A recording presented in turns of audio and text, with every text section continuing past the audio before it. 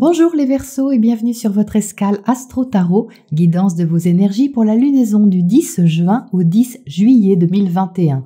La nouvelle lune en Gémeaux, éclipse de soleil, envoie une énergie qui peut être plus fortement ressentie et sur une durée dépassant ce cycle lunaire. Cette nouvelle impulsion qui vous est proposée prend son élan dans votre secteur affectif, créatif, amoureux. Avec la conjonction à Mercure rétrograde, il y a donc une invitation à revoir quelque chose dans ce domaine, peut-être un projet à peaufiner, une relation affective à mieux comprendre, envers un enfant parfois, si vous en avez. Tout ce qui est relié à votre façon de rayonner du cœur est questionné ici. Du fait de l'éclipse et du carré à Neptune, ça reste un défi car vous pouvez ne pas voir tout de suite où est votre place ou comment la prendre. Toutefois, le trigone à Saturne, un peu large, vous soutient pour rester pragmatique et réaliste et ne pas vous laisser trop charmer par des solutions idéalistes, mais surtout irréalistes qui vous empêcheraient d'intégrer ce que vous avez à comprendre. Le 14 juin, le carré Saturne-Uranus se reforme à nouveau, faisant ressentir une tension entre vos obligations, vos devoirs et le changement qui secoue actuellement votre vie privée ou familiale. Cela va contribuer à assumer ce qui est réveillé et à trouver vos marques personnelles dans cette situation. Mars, planète de l'action, entre en Lion dès le début du cycle, dynamisant votre secteur relationnel. Alors ça peut être passionné et dynamique, car Mars, planète de feu, dans un signe de feu, ça envoie. L'autre peut vous booster, mais ça reste Mars, donc à bien canaliser pour éviter les tensions inutiles dans les actes, mais aussi dans les mots. La pleine lune du 24 juin dans l'axe Cancer-Capricorne vous aidera à prendre du recul sur vos émotions, à être lucide sur vos aspirations pour vous concentrer sur votre quotidien et une hygiène de vie à adapter à vos besoins. C'est un moment important pour prendre conscience de ce qui vous nourrit au sens large et à y donner de la valeur. En d'autres termes, vous serez invité à prendre soin de vous avec la plus grande bienveillance. Ça restera une pleine lune importante de mise au point.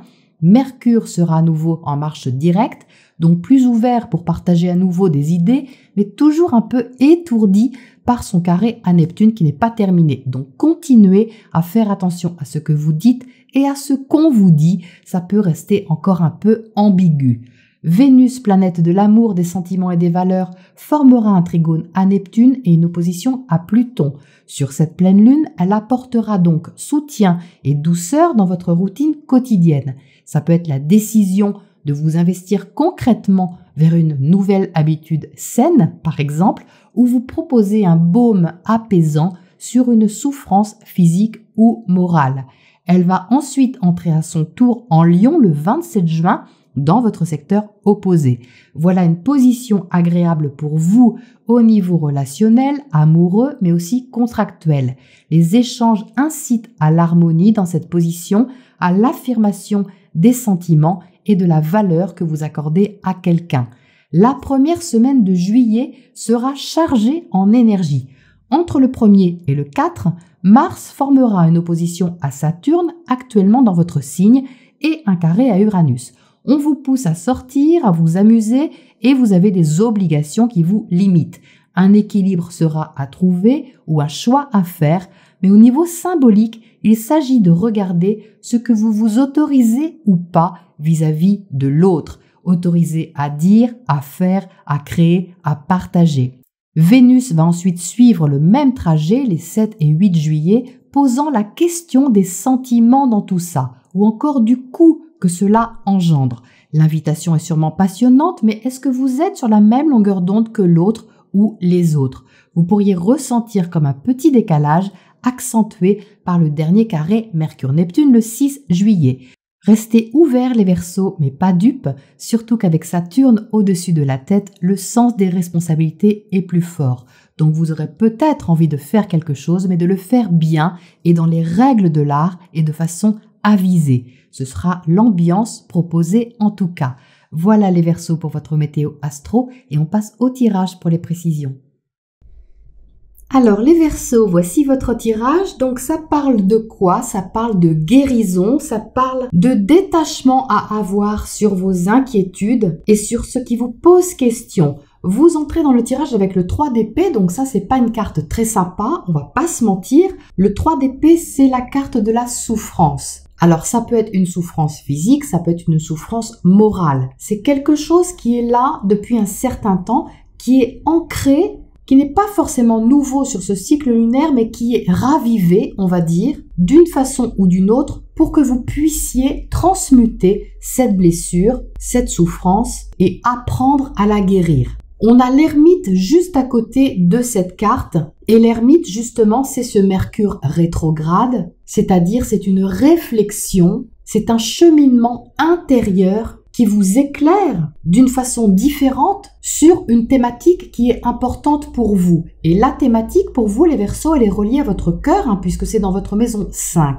Donc tout ce qui est relié, comme je le disais en intro, à votre vie affective, à votre vie amoureuse, à vos projets, à vos enfants, tout ce qui symbolise la joie en vous, et regardez ici avec une attention plus profonde et quasi spirituelle, je dirais, puisque c'est en carré à Neptune. Je vais y revenir un peu plus tard, parce qu'on voit que le carré est ici. En dessous, vous êtes avec le 6 de coupe. Le 6 de coupe est relié au passé, il est relié à une sorte de douce nostalgie. Alors ici, dans cette position, vous pouvez avoir envie de proposer ça, ou de vivre ça. Une émotion positive qui est reliée à quelque chose que vous connaissez déjà ou que vous avez connu. Donc soit par exemple de retrouver quelqu'un que vous aimez ou de retrouver un projet que vous chérissez. Mais la question ici, c'est pas tant de revivre l'événement en particulier ou la relation, mais de retrouver les émotions qui sont associées à ça. Parce que en dessous, on a le 10 de coupe qui représente la complétude émotionnelle, l'épanouissement affectif, le bien-être total. Donc on voit qu'ici, dans cette ligne, il y a une envie de se reconnecter à une forme d'idéal en soi qui est rattachée à quelque chose que vous avez expérimenté et aimé par le passé. Et ça peut provoquer une sorte de souffrance, ça peut faire remonter à la surface une sensation que vous n'arrivez pas à recontacter une forme d'insouciance, de légèreté et de bien-être total. Ou alors, si vous arrivez à connecter avec cette énergie-là, il y a quelque chose quand même qui vous pose question ou qui vient mettre un grain de sable pour attirer votre attention sur la question du bien-être, la question de l'épanouissement émotionnel. Et ça, on le voit ici avec le 9 d'épée. Parce que le 9 d'épée, juste à côté du 10 de coupe, c'est une difficulté à vous sentir pleinement en sécurité émotionnelle. Que vous ayez ou pas une situation extérieure épanouissante, que vous soyez en couple ou pas, que vous ayez des enfants ou pas, des projets qui vous épanouissent ou non, l'énergie ici, je dirais, est la même, c'est-à-dire que vous vous inquiétez, vous pouvez vous inquiéter sur le fait de ne jamais retrouver le bonheur ou cette sensation d'épanouissement que vous avez sûrement expérimenté d'une façon ou d'une autre dans un passé proche ou plus lointain. Donc au centre, heureusement, vous avez la tempérance. Donc ça c'est magnifique parce que c'est une aide. C'est une aide intérieure, c'est une conscience éveillée sur la situation, une sorte de recul en dessous de l'ermite qui vous aide à vous élever au-delà de ce qui pourrait éventuellement vous plomber. Vous n'allez pas vous laisser plomber parce que vous êtes protégé par cette tempérance ici, par un certain bon sens, une logique qui n'est pas forcément une logique purement rationnelle, mais une logique plus élevée, plus intuitive si vous voulez. C'est-à-dire que vous allez avoir à cœur de donner du sens à cela. La tempérance vous aide à faire une transition qui n'est peut-être pas facile ou qui vous fait souffrir d'une façon ou d'une autre, mais il y a cette bienveillance intérieure qui vous aide à franchir un cap et à vous détacher, à prendre du recul sur ce qui vous fait mal ou qui vous a fait mal par le passé. Donc ça, c'est vraiment très aidant. Parce qu'avec le 10 de coupe qui est là et le pape de l'autre côté, ça me fait vraiment penser au carré de Neptune. Pourquoi? Parce que Neptune symbolise l'idéal. L'idéal, mais aussi l'idéalisation. C'est-à-dire qu'avec ce carré Mercure-Neptune, comme je l'ai expliqué dans une vidéo, vous pouvez avoir du mal à saisir la forme que ça pourrait prendre. Peut-être que vous avez une idée précise de votre idéal, peut-être même que vous vivez dans un secteur de votre vie quelque chose qui est pour vous idéal, et puis d'un coup, avec ce 9 d'épée, vous ne savez plus. Votre esprit se brouille, est-ce que c'est vraiment ce que vous vouliez? Et est-ce que ça vous apporte le bonheur que ça devrait vous apporter? Donc il peut y avoir beaucoup de questionnements ici, mais ce sont des questionnements qui font évoluer. C'est ça que dit la tempérance, parce que avec la tempérance et l'ermite au-dessus, vous allez vous poser les bonnes questions. Mais les bonnes questions, ce ne sont pas celles qui tournent en boucle dans votre tête et vous empêchent de dormir. Ça, ce ne sont pas les bonnes questions. Les bonnes questions, elles sont ici avec l'ermite. Et il y en a peut-être même pas 36. Il y en a peut-être qu'une seule. C'est quel sens je peux donner à ma souffrance? Qu'est-ce que ça peut m'apprendre sur moi-même? Et comment je peux traverser cette situation de façon éclairée, de façon éveillée, sans passer par des phases d'inquiétude, d'insécurité émotionnelle qui me tirent vers le bas. Et donc il y a une forme de résilience parce que de l'autre côté on a le pape, et le pape justement c'est un guide. Alors c'est un guide au sens propre et au sens figuré. Ça peut être vraiment un conseiller dans certains cas, quelqu'un qui vous aide sous la forme d'un personnage avisé, un conseiller, un médecin, un thérapeute, quelqu'un d'expérimenté et de sage dans le domaine qui vous concerne, ou alors c'est votre propre énergie intérieure que vous arrivez à contacter pour transmuter ces inquiétudes qui sont ici et pour les transformer en occasion d'évoluer et de vous ouvrir à quelque chose de plus grand que ça, de ce qui vous connecte à la confiance, à vous-même profondément, à ce qui vous éveille et surtout à ce qui vous apaise.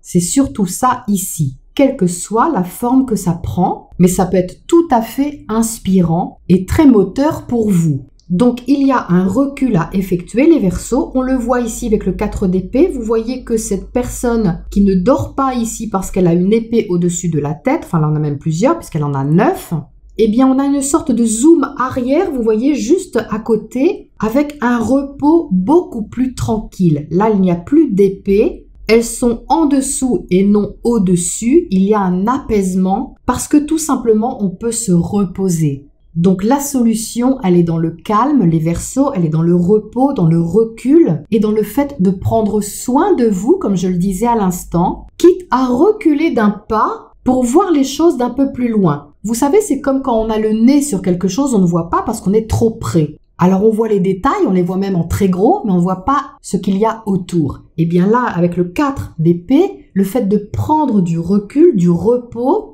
permet de dézoomer, si vous voulez, si je peux dire ça comme ça, pour voir peut-être des choses qu'on n'avait pas vues. Du coup, la perspective est plus large et l'horizon permet d'être plus dégagé. Alors en face, on a la carte des amoureux. Donc ça symbolise Vénus et Mars qui entrent en Lion et qui vont se trouver en face de vous.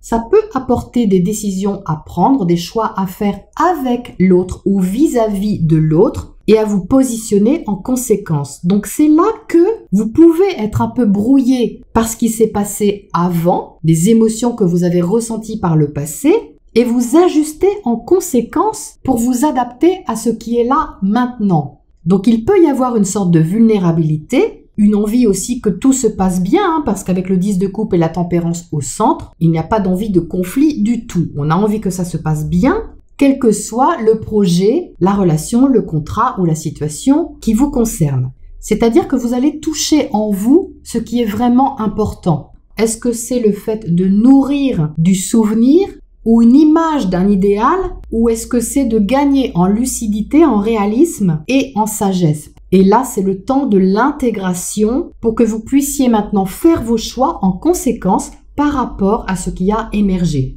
Donc le partage que vous faites ici, le choix qui se présente, qu'il vienne de vous ou que la proposition vienne de l'autre, il est avisé.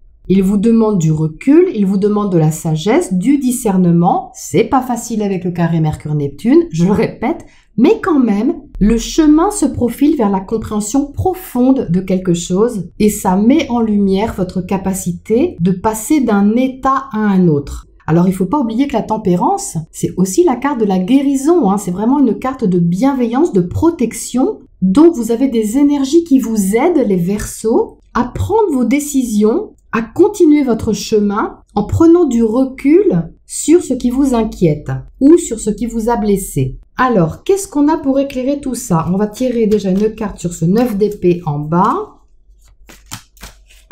On a le soleil, donc ça c'est sublime parce que ça confirme complètement la conscience que vous allez avoir sur les choses et puis ça confirme la guérison. Le soleil placé ici, ça parle de rétablissement. C'est un rétablissement intérieur. C'est lié ici à votre sphère privée, familiale, intime, à vos émotions. Ça parle de guérir du passé aussi, mais sans y retourner. Parce qu'il ne faut pas oublier que vous avez Uranus dans votre secteur familial et privé, et Uranus vous aide à vous libérer du passé, à changer vos habitudes, à réveiller votre zone de sécurité. Donc il est là déjà depuis un certain temps, et avec Uranus, on ne revient pas en arrière. Donc ici, si vous avez un nouveau projet qui touche cette sphère familiale, intime, qui touche la façon dont vous vous sécurisez, eh bien vous allez pouvoir faire la lumière dessus, prendre un recul sain, bénéfique, pour faire des choix éclairés. Ça se recoupe. Donc, qu'est-ce qu'on a d'autre à côté de ces amoureux ici en face, dans le secteur relationnel?